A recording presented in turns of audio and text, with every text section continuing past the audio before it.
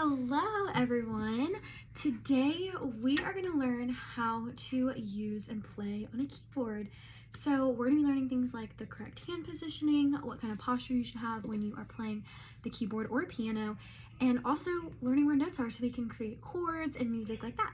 So we're going to break this down into a couple of steps. The first step I'm going to do is just talking about like posture and hand positioning. So the first thing is you want to find and sit in the middle of the keyboard. So as you can see, I have my keyboard right here. The middle of the keyboard would be about where this little screen is. So you're just going to find the middle of the keyboard. And you want to make sure that you're sitting up nice and tall, that you're not like slouched. You want to be sitting nice and tall, straight back. You are going to make sure your feet are planted and flat on the floor. That's easier for you to play. You don't want to be crossing your legs. It's easier when your feet are flat.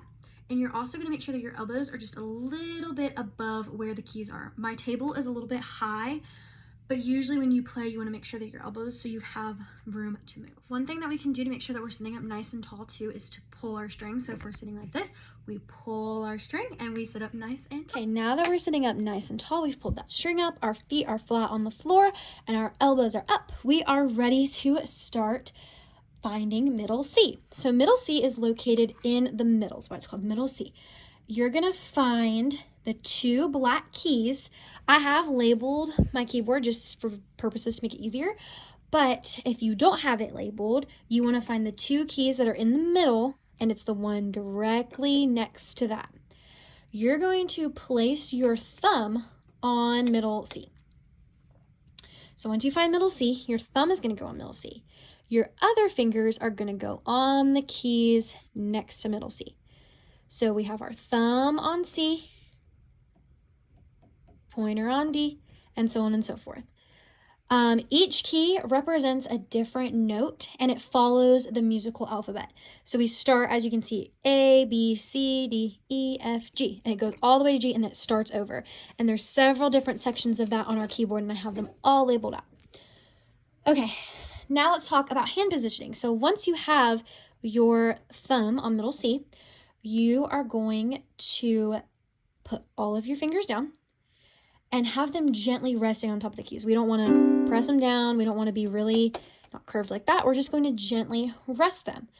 When you find them on the top, when they're touching the top of the keys, you want to begin to curve all your fingers in. We don't want to play flat. We want to play curved. Just kind of like you're making a little kind of semicircle C shape. This is so you can easily move your hand and your wrists are relaxed so you can move when you get into like more difficult things. But for right now, we're just focusing on this. The tops of your fingertips should be on the keyboard. So like I said, the next step is we have to understand the notes. So like I said, the alphabet goes from A, B, C, D, E, F to G.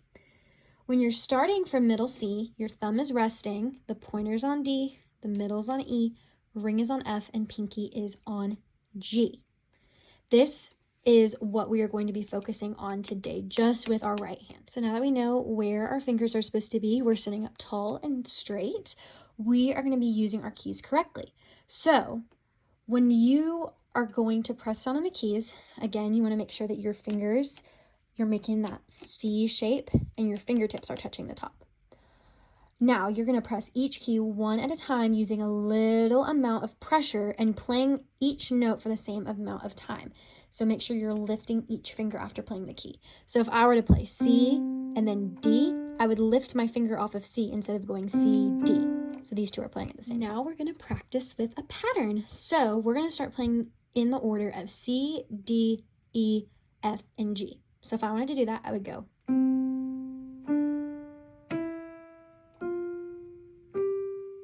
Notice how each one of my fingers lifted off the keys as I played the next one. We're going to do that same thing again, but this time we're going to go backwards. So we're going to start with G.